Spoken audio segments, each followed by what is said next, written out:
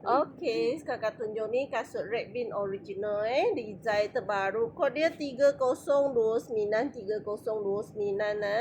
Ya, jenis macam ni. Depan ni ada meteorit tu, kulit asli Tepi ni ada sayap merah. Okey, waterproof. Waterproof Tapak macam ni, dia ada oil resistant. Ni ada logo Red Bean lah. Okey. Jenis mikat. Kakak bagi tunjuk dalam dia. Dalam dia Red Bean original Ni ada lambang Red Bean juga. Sebab sini tu.